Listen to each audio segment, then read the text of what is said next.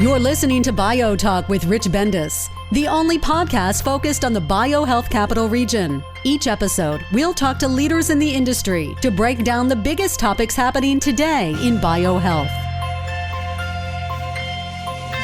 Hi, this is Rich Bendis, your host for BioTalk. And we really have an interesting guest today who is what I classify non-traditional CEO, because normally CEO stands for Chief Executive Officer. But we have a Chief Ecosystem Officer with us today, which is the first Chief Ecosystem Officer we've ever had on BioTalk. We have Kory Bailey, who's the CEO of UpSurge in Baltimore. Kory, welcome to BioTalk. Great to be with you, Rich. Thanks for having me. You're welcome. The listeners are going to learn a lot about UpSurge Baltimore and a lot about your background and your goals for Baltimore City region and what you have planned for the state of Maryland here. So normally I would introduce you, but you've got a very unique background, and I think it's best that you introduce yourself to the listeners because no one can do it better than you. So Kory, take it away. Yeah, happy to. So my name is Kory Bailey. As Rich said, I am the Chief Ecosystem Officer, CEO of UpSurge Baltimore. I actually stole that title from a dear friend, Pavel Lepere, who is now the late Pavel Lepere, but it has catalyzed a lot of really exciting things in our ecosystem. We'd love to talk about her and her impact on our work as we go along in the conversation. But my background is I'm a former professional athlete, played in the NFL and the CFL, got into entrepreneurship after that, learned a lot about business, and then transitioned that into technology, first for a big tech company and then in the startup world as we matriculated from Arizona to Indianapolis, Indianapolis to North Carolina, and now North Carolina to Baltimore. So all of that experience has prepared me to be the CEO of UpSurge as we strive to build more culture and connectivity in our tech ecosystem here in the Baltimore region. So glad to be here with you today and happy to dive into any and all of that experience as we go along. Thank you. Very interested in diverse background. And you can tell you really need to come from a pro athletic background to survive in the Baltimore ecosystem, I think. It teaches a lot of lessons in hard work, resilience, determination, teamwork for sure. I know that Baltimore has traditionally been known as a place that is hard to break into, traditionally has had different segments of the economy working not together, but we are experiencing a lot of great partnership and collaboration right now. So the teamwork aspect of it is definitely a bonus. No question about it. And I'm sure you're one of the catalysts for that, Kory. So let's talk a little bit about your migration from Arizona, Indy, North Carolina to Baltimore. What was it that, as you were making all of these changes, getting different experiences in each of these different communities and cities, what was the thing that attracted you to Baltimore and your final decision to come? Yeah, I think in all of those different moves and all of those different experiences, you learn a lot about what works well, what's not working well, the type of assets and people in each of those places. And I have to say, like when we first experienced Baltimore, we experienced an environment where people were motivated to change things and do things to improve the city. And person after person that I met, even before the move, were just talking about how much opportunity was here, how much growth could be possible, and how we could do that in a very unique and true to Baltimore kind of way. I'm originally from Durham, North Carolina. My dad is from the Philadelphia area. So when I got here, I told my dad that it feels a lot like a town trying to be a city or a city with town folk in it. And so just having that familiarity, having that comfort with the city and having that experience of just being completely embraced and part of a group of people who are really trying to create positive change for the city, it was a no-brainer for us to plant roots here in Baltimore and to be engaged in some of the work that is being done to make the city all that it can be. You know, I spent about 20 years in Philly, and before I got involved in the Maryland ecosystem, and Philly is sort of like Baltimore on steroids. I mean, they're very similar ecosystems. It's been hard to get everybody around the same table, working together. You have state borders, county borders, city borders, all those dynamics going on in both of those regions.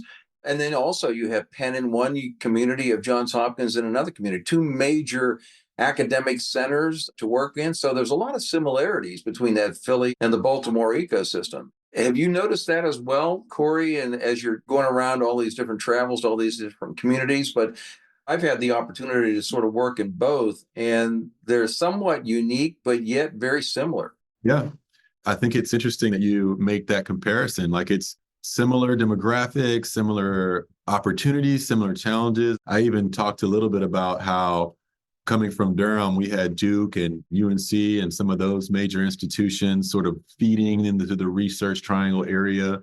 And Baltimore being almost a perfect combination between the innovation that's happening in the research triangle and sort of the grit and big city feel of Philadelphia. So I think there's a lot of opportunity. There's even probably better assets here in Baltimore with our connectivity to the federal government, support city, got a great international airport on the I-95 corridor and the Amtrak line. There's just a ton of really great assets and opportunity for us to take advantage of in Baltimore. But I love also making some of those comparisons to other cities because you can see some of the things that they've taken advantage of with their assets and resources to catalyze growth. And we can have a similar trajectory and story here if we're leveraging all of our assets, first and foremost, and most of which is the people and talent that we have here in Baltimore as well. No question about it. Now, also, I think it's better to be more in the center of the I-95 corridor, the Amtrak corridor, than it is to be at the tail end of one. So, yeah, I think it's a really neat connectivity because you can get to Research Triangle, you can go to Boston, New York City, Philadelphia. So, and Baltimore is sort of centrally located, which is very nice. Let's talk a little bit about this UpSurge organization in Baltimore. A lot of people outside of Baltimore may not be aware of it. And I think this is a great chance for you to educate the listeners about what you're trying to build, how it came about, where it is today, and where it's going to go. And we have a lot of time to talk about that, Kory. Yeah, absolutely. So UpSurge, our mission is to build a thriving tech ecosystem. We say that first and foremost. We want to build a thriving tech ecosystem for innovators, for founders, for talent. And we do that by strengthening its culture and connectivity. And we also mobilize regional and national assets around Baltimore startups. We feel like it's very important for us to shine a light on the founders, the innovators, and the companies that are growing here, that are scaling here in our startup community. We obviously have great institutions, we have great corporates, but there is not a major American city that doesn't have a thriving economy without a thriving innovation and startup community. So we want to make sure that we are creating an environment where founders can get their ideas to market, where corporates can partner with them on becoming customers and procurement, and where our investment community is really taking the managed risks of investing in our innovation economy. UpSurge was founded almost 3 years ago to the day. I think I just had my 3-year work anniversary on March 9th. So founded in January of 2021. A lot of the work that we did in year one was discovery. We talked with over 220 founders and connected them with other leaders in our communities. We were able to establish some regular convenings, not just for founders, but for the entire tech ecosystem. We have a weekly event called Equitech Tuesday that people can plug into. We're now moving that and partnering with other organizations and institutions to host at their places. We have one tomorrow at Loyola. We'll do one at Johns Hopkins Tech Ventures next week. And we've had them across the ecosystem at different innovation hubs. But really, we want to create the activities, the participation, and just the awareness of what's happening in the tech community. And so what we prioritize now as an organization is 3 things. One is Uprise, which is our program for startup advancement. We work in partnership with a lot of our other entrepreneur support organizations, accelerators, incubators, to create some connectivity across the ecosystem so that founders have a very clear pathway for when they need to commercialize and take their products and technologies to market. They know who to talk to, where to go, and how to plug in. The other thing that we're doing is really elevating the marketing of Baltimore tech and creating a new narrative, I think, for the city as a whole.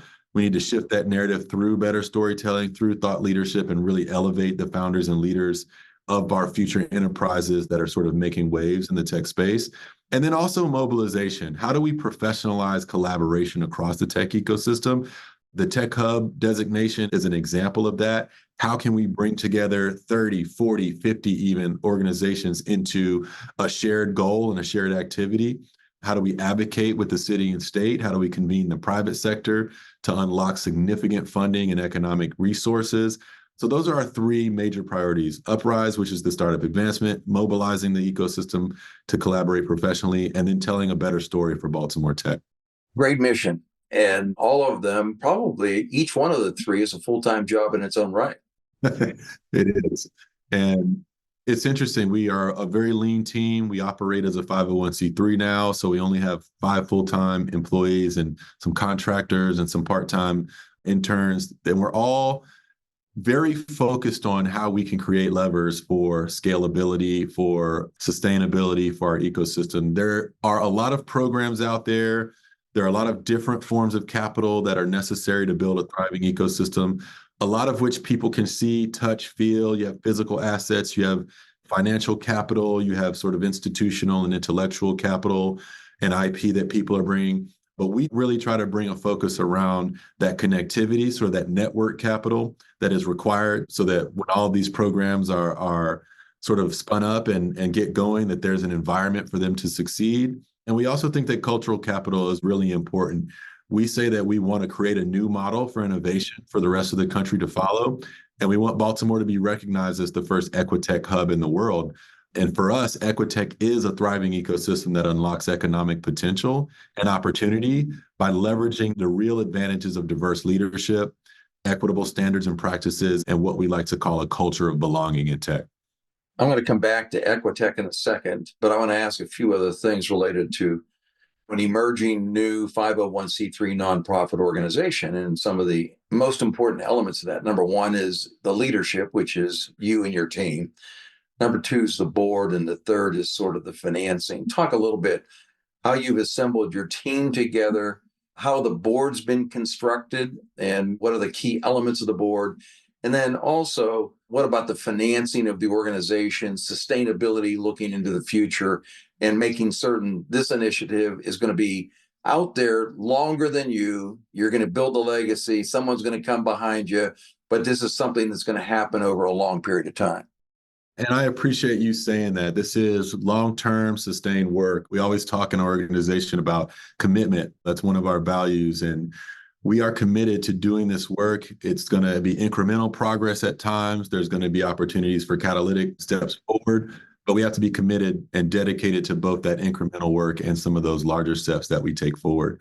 I'll go back to the summer of 2020. I think coming out of the pandemic, the original conversations surrounding UpSurge were had by our founding partners at Brown Advisory. So Mike Hankin, who's the CEO there, Johns Hopkins Tech Ventures, Christy Weiskill is leading there, and Ryland Sumner, who is the president of Point Field Partners, Steve Bisciotti's Family Foundation. Those are sort of our three anchor partners, core financial partners, and operational partners as well. And so having that support from the private sector and from the corporate community was essential in making sure that we have sustainability, that we have thought leadership from institutions and industry that are sort of helping us think through how we operationalize this strategy. Original CEO, Jamie McDonald, owe a great deal of gratitude to her for bringing me in as the first team member for UpSurge. And we've been building a strong team full of ecosystem builders ever since then. Maddie Stokes, who is our COO, came over from Johns Hopkins. Rim Jim Kandawal, who is our program manager up from Georgetown, a former lawyer, a lot of former lawyers getting engaged in the innovation community. And now Robin Lee, who is our new director of partnerships and mobilization coming over from Baltimore Homecoming. Have a very strong core team and are proud to work with all of them. Our board consists of folks across industry. We have representation from Downtown Partnership with Shalonda Stokes to University of Maryland, Baltimore with Mary Morris. We have David Bramble with MCB Realty. So we've got all of the different components of our ecosystem from industry, institutions, real estate, finance, you name it. We've got folks on our board that represent that. They've done a great job of getting us off the ground and established. And now we are transitioning into a mode where we want to be sustainable and, like you said, be here for the long run. We originally started as a public benefit corporation, a structure that could house investment and grant funding. We bifurcated into an LLC and 501c3, and now we're operating primarily as a 501c3. The LLC will essentially just be a holding company for the TechStars cohorts that have come through with the TechStars Equitech program. So making those shifts and transitions has been necessary for us to sustain the work. We are now seeking philanthropic dollars, grant opportunities. We have recommitments from all of our core partners and are going through some of those renewals and recommitments now. We do have a 3-year, $10 million fundraising goal, of which we have a short near-term goal of $2.5 million that we're trying to get funded. We've got our first federal funding last year through a collaboration that we did through the SBA with Village Capital, Div Inc., and some other national partners. And we just got introduced with some funding from the governor's budget and the state budget to support the Tech Hub's work. And part of that work is Uprise, which is our startup advancement strategy. And that was a little over $800K from the state. We want that to be an accelerant, but we need more of our private sector partners and corporate community to engage with us and the foundations to engage with us on establishing the base of this work, which is the foundational work of connectivity, data mining. We want to be the source for data for Baltimore tech ecosystem. We'll have our annual meeting in April where we'll introduce our 2024 Baltimore tech ecosystem report as well. So there are a number of different things that I think are opportunities for us. We want to go out and meet with the Goldman Sachs, the Kauffman Foundations, and others to try to seek some national funding. But we have strong local support now and can always use more private sector support for the work that we're doing. Congrats on getting to where you are today, but welcome to the world of the fundraising CEO, because having been doing this for decades now, the CEO never rests, whether it's a public company, whether it's a nonprofit, whatever you're running.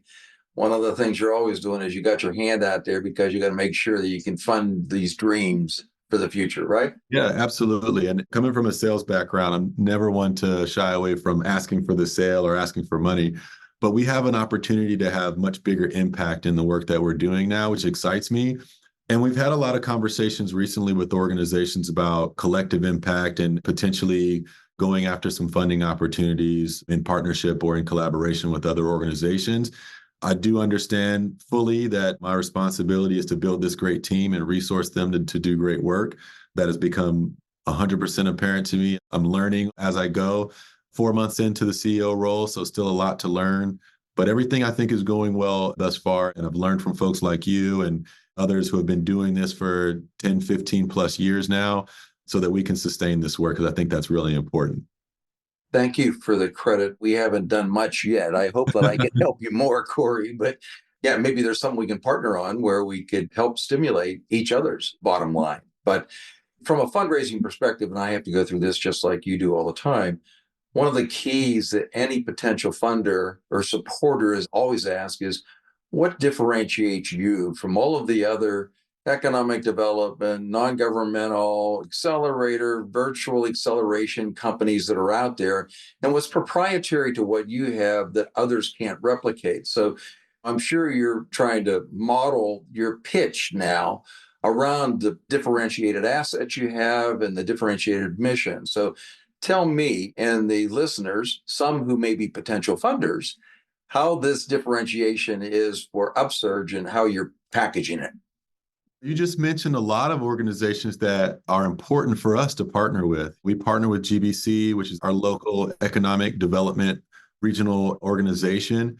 We partner with Techstars as an accelerator, but also Conscious Venture Labs and the Loyola Baltrepreneurs, even all the way down into some of the small business incubation stuff that's happening at Innovation Works. I think it's important for us to have a plan and a way to connect all of those. I think that what gets undervalued at times is sometimes people think good programs, good organizational like incubation and acceleration programs can create the environment where the ecosystem is thriving, instead of the reverse.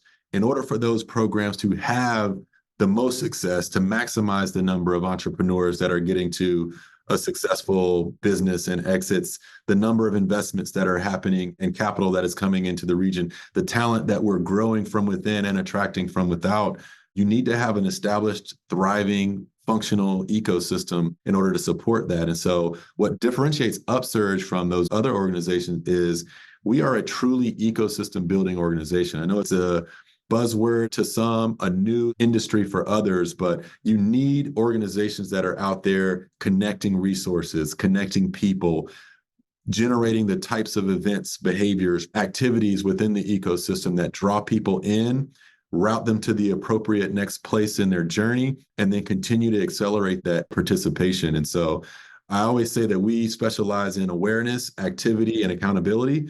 We want to make sure people are aware of what's happening in our innovation economy and draw them in, that culture of belonging. No matter what background you're from, no matter whether you have a degree, a PhD, or are coming as a Main Street entrepreneur that's tech curious, we want you involved in our tech ecosystem.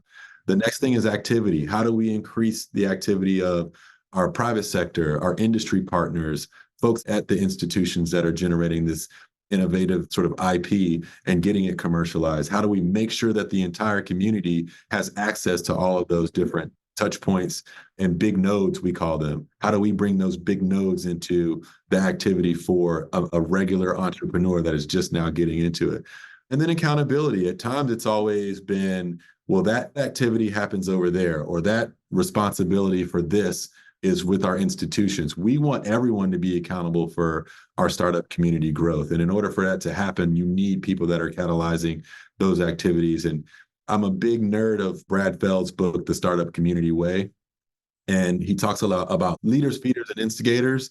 The leaders always have to be your innovators, your founders, the folks that are coming out of industry or taking that risk to start something new.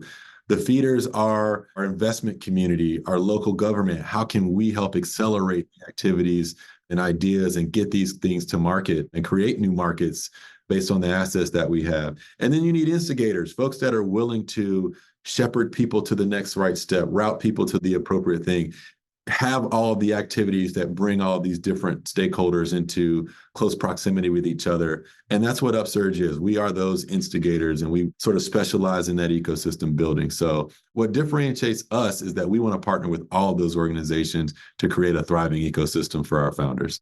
Your passion and enthusiasm coming through, Kory, for all the listeners. And we're talking to Kory Bailey, the Chief Ecosystem Officer for UpSurge in Baltimore. And one of the challenges you have, you don't want to be all things to all people. You really want to be able to focus on those things in which you can have ownership and do better, and also don't duplicate what somebody else is already doing. So how do you fill those gaps that exist within your ecosystem? And I think that's sort of what your mission is identifying what those gaps are and trying to fill those programmatically or with people or networks that can complement what's already there. So have you found that to be a challenge yet, or is that one of your greatest opportunities? I think both, right? I think those two things can exist at the same time. When we came into the ecosystem 3 years ago, GBC was still in a transition period. It just merged with EAGB, and we're sort of figuring out what the next phase of the Greater Baltimore Committee was going to look like. ETC was very place-based oriented. It was more of a co-working space, and their programs were in person. So they were trying to shift during the pandemic to figure out what Emerging Technology Center was going to be. One of our first partnerships was with Techstars, and I think it was a great name brand, a great megaphone opportunity for us to bring a national accelerator into the Baltimore ecosystem, but it was met with a little bit of tension from some of our local accelerator incubator partners. And so, yes, I mean, you have to navigate all of that. And to your point, you can't be all things to all people. And I think what we have learned over the first 3 years is in being in close conversation with our founder community, with our investment community, now with some of our local accelerator, incubator, and entrepreneur support organizations, and now with city and state government, we've now learned from each of those stakeholder groups where the opportunities are, where the challenges are, where the things that are missing are. And for us, what is exciting is, I think originally we tried to plug those gaps ourselves. Now that we've learned the full landscape, we can help our ecosystem close those gaps on its own. And so partnering with all of our entrepreneur support organizations to survey them, learn who their programs target, what industry focuses they have, so that they can sort of right size each of those programs, be in better communication and collaboration with each other. So a pre-acceler program and a founder that's participating there can move into an accelerated program, maybe one that's industry specific, some that are agnostic and still need to figure out sort of where their market opportunity is. So I think we're getting to the point now where we're able to sort of be the connecting point between all of those different organizations. And a great example of that is with the Tech Hub opportunity with GBC. We had a very clear idea of who needed to be at the table to go after that opportunity. And of the 38 consortium members that we went into phase one with, UpSurge brought about 30 of those to the table. And the message was, here's a great opportunity for us to take advantage of. We've got GBC now established. We've got all of you telling us exactly what is needed. Let's collaborate and put a plan together that fits all of those needs. And whether the industry focus lands on your specific industry or not, we're going to all stay at the table and collaborate on how we can leverage this opportunity to really accelerate the work that's being done in our ecosystem. So there needs to be all of these different governing bodies and entities that are out there bringing people to the table, making sure people are aware of where the opportunities and gaps are, and sort of helping the ecosystem along to fill those gaps. So that is, I think, the role that we play. And I think it's been great to learn from all of those other organizations about what they need and be able to have an impact on improving their programs, improving their experience for their founders or their portfolios. And we're starting to see that momentum really build into something special and something that's different from what's happened in other ecosystems. I've been a part of different startup ecosystems, and there hasn't been this sort of commitment and excitement for more people being able to participate, a more diverse set of innovators, and really sort of making an ecosystem where everyone has a chance to succeed. We talked a little bit around the tech hubs concept and the success that Baltimore's had to date based on that process. Talk a little bit about the tech hubs and what the ultimate goal and objective is, what it could mean for the community if you're an ultimate winner and when they make that selection, and sort of what UpSurge's role would be and help achieve that. And if it wins, what its role would be within the tech hub. Yeah, so for the listeners who aren't familiar with tech hubs, the CHIPS and Science Act under the Biden administration really has unlocked billions of dollars of really catalytic funding to try to increase U.S. competitiveness, national security, and other things outside of what I would call the three major tech hubs, which are Silicon Valley out in California, New York and Boston area up in the Northeast, and then what's going on down in Austin, Texas as well. So we want to generate more innovation from the rest of the country.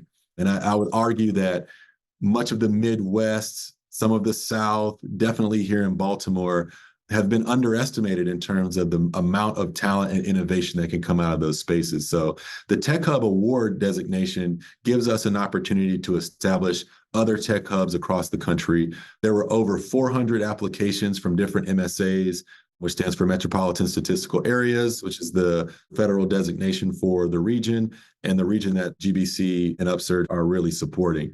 Of those 400 plus submissions, 31 were chosen, and Baltimore was chosen as one of those designated tech hubs, which unlocked for us opportunities to streamline other federal funding sources. It sort of gives us priority when we go out and apply for some of those different federal funding opportunities.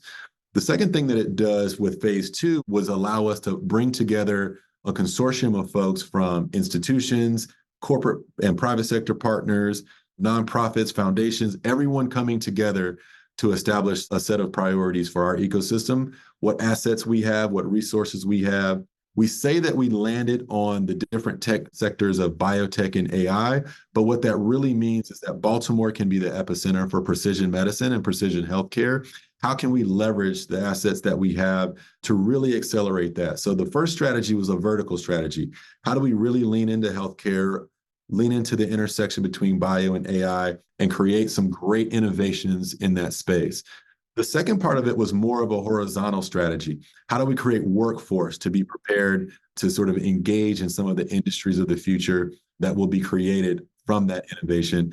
And the other is this connected startup advancement network, which we'll be leading at UpSurge, which is about how do we funnel innovation and founders from all backgrounds, the underrepresented talent and the talent that we've always leaned into. How do we get more at-bats, more hits, more wins, more home runs from our ecosystem by having the most diverse set of innovation and data to support our innovation growth as well? So for me, it's twofold. It's giving everyone an opportunity to participate in the tech economy, whether that's from a workforce component, innovation component, startup and founder component, and really leaning into the assets that we have in Baltimore, primarily around biotech and AI. But a lot of that activity will sort of spill over into our entire entrepreneurship community, from small businesses all the way up to big tech. And I truly believe that we've put together a proposal that addresses all of those needs and opportunities. And I think that we're going to have not only the most innovative ecosystem, tech ecosystem in America, but the most equitable one and the healthiest one, in my opinion, as well. Congratulations and good luck. When is the next decision-making timeframe related to the process? Well, so here's the interesting thing for us. We just had a panel discussion over at Coppin this morning with Senator Van Hollen and Senator Cardin to sort of give them an update on where we are with this and talk about how the state can really support and accelerate a lot of this work. For us, the step has already been made. A lot of these activities and programs and things that we are introducing are already happening. We're meeting with our entrepreneur support organizations. We're accelerating and lifting up some of our future enterprises and wrapping the ecosystem around them to help accelerate their growth. We're creating foundational programming and structures for the earliest stage, even the idea stage companies to engage in the ecosystem, and those sort of earliest stage companies to get funding, to find product market fit. So all of those activities are happening. And the message that I've given folks is, whether the EDA decides to bless us and award us with the Tech Hub's Phase 2 designation or not, this is the plan. We've all co-created it. It's been going on since last summer. The last 9 months was an exercise in how we can do this effectively. So we shouldn't stop with that. So the activities are happening now, but we'll get a decision around whether or not we win the Phase 2 designation by this summer. And we should sort of know where we're going to go from there. Well, it's already a win, Kory, based on what you stated. Everything that you want to do, if you get the designation, you're already doing. So getting all of these people around the table has made this successful, and going through the process of the application has been really what was ideal for you in your new leadership role.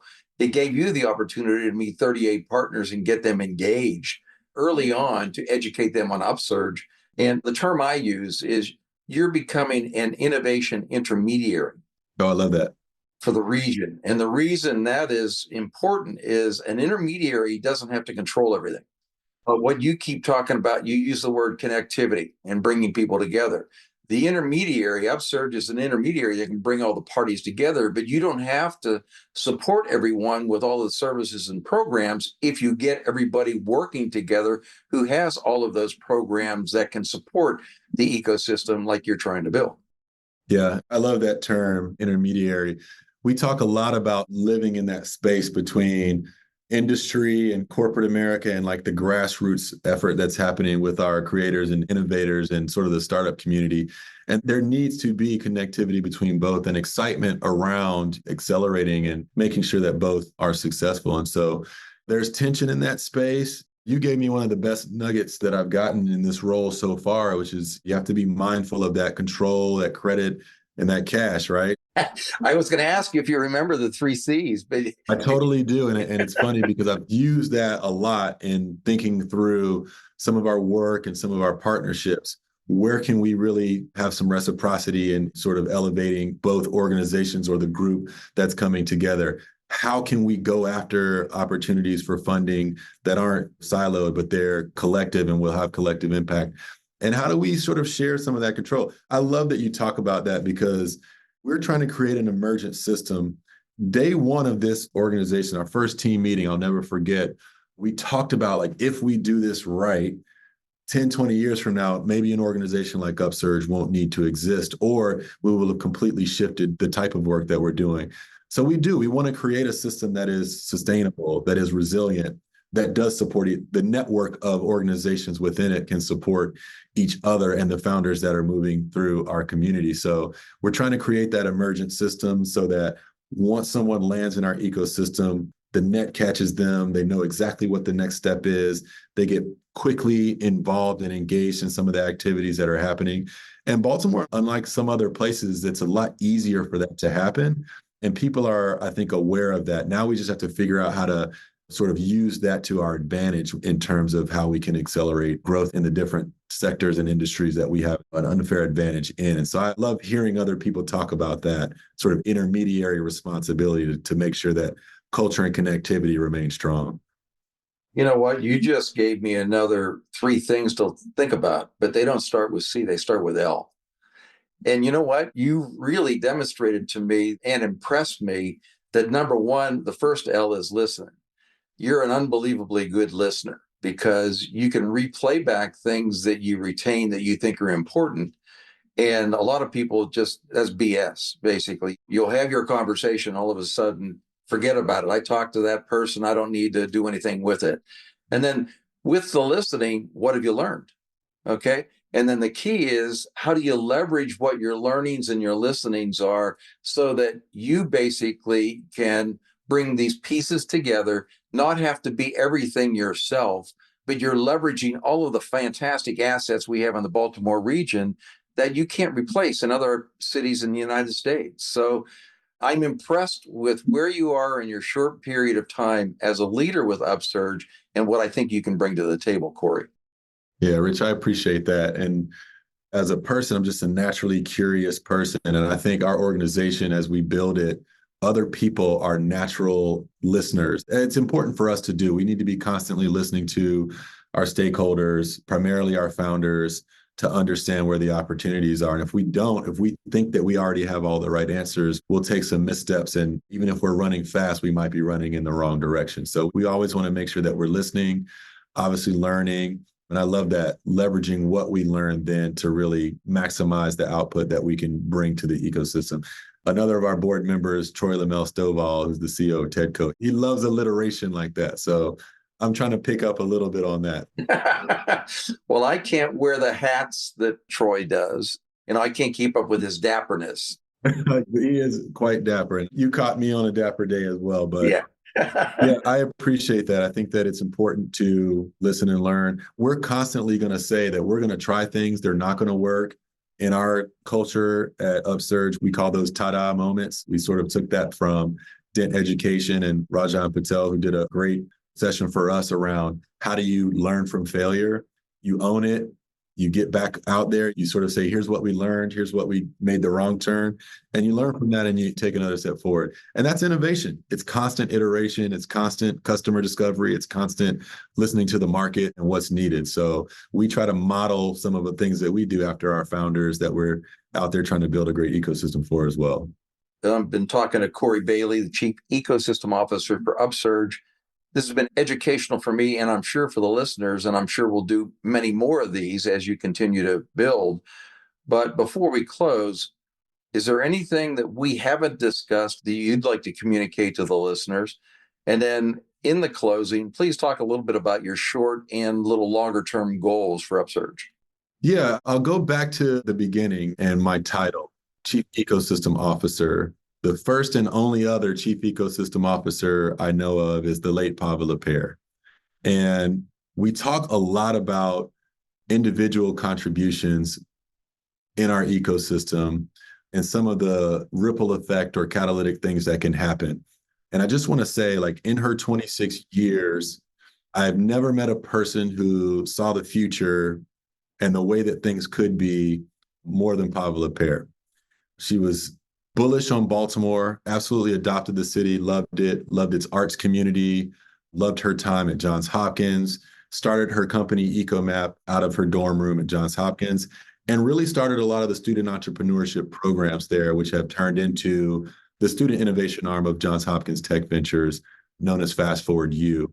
The impact that she's had on me as an ecosystem builder and in our tech community at large with the idea of connectivity, right? EcoMap is sort of a digital version, if you will, of what we're trying to do at UpSurge, which is create access, opportunity, awareness in a digital way for anybody who wants to become an innovator, anybody who wants to engage in the tech ecosystem. And we partnered with Fearless to build Be More Tech Connect, which is our EcoMap for the Baltimore tech ecosystem. And some of the data resource sharing that we'll be doing through the Tech Hub's work will hopefully be partnered with EcoMap and other local organizations and technologies that can help us from a data perspective. But I just want to underscore that losing her when we did, as tragic as it was, created something that I don't think any of us saw coming, which was greater awareness for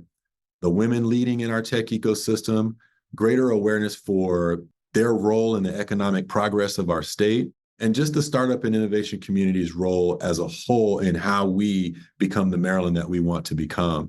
There are several pieces of legislation that bear her name, many of which are around entrepreneurship opportunities for students to create more innovations and startups, some of which are around just sort of the basic need for safety and the freedom of movement that we all require and should have. And so I'm just really, really honored to bring forward some of the lessons and work that she was able to impart on our ecosystem in the short time that she was here. And her legacy will be remembered and live on forever. Her family has been very engaged in this legislative session and are now adopted members of our community. And so I'm really honored to do some of this work. In terms of like where UpSurge is headed, I think the Tech Hub's opportunity gives us an opportunity to become an implementation partner for all of the different organizations that have been involved with the consortium and with the different component projects. We will continue to work to integrate a lot of that and make sure that there's connectivity between the workforce component, the acceleration of startup component, and then our vertical strategies around the intersections of biotech and AI and biomanufacturing. We want to work in partnership with GBC and the newly created Regional Innovation Office so that they can start to resource and allocate those programs, our organization and others, to do some of this work as well. And we invite more of a national conversation around Equitech and the ability to create and lead the country in that pursuit of creating an environment where everyone has an opportunity to succeed in the tech space and that there is a true culture of belonging in tech for folks that have traditionally been left out. I think there's a great story to be told that Baltimore, a city of first in many ways, can be a first in creating a model that the rest of the country can leverage to grow our GDP and create more opportunities for people. Well, I have one other invitation for you. We have our annual BioHealth Capital Region Forum, which is in September 17th through 19th, and we're just putting the agenda together. But I think your story would be a great one. If you can allocate a little time on either the 17th or 18th, I'm going to invite you to be a speaker there. And maybe we could build a panel around that with you, around your key stakeholders. And maybe we'll have a winning designation that you can promote and launch at this annual forum that we have, Kory. But it's been a pleasure to get caught up again today with you. I'm sure the listeners enjoyed hearing your story as well as what your vision is for UpSurge. And we're going to do this again. Absolutely. Good luck. And if anything we can do to help you or support you with your mission, please let us know. We've been talking to Kory Bailey, Chief Ecosystem Officer for UpSurge in Baltimore, who is just in the beginning in the first inning of a long 9-inning game. Thanks for having me, Rich. It's always great to talk with you, and we'll definitely be in touch soon. A lot more to learn from you and your experience, and I appreciate you having me on today.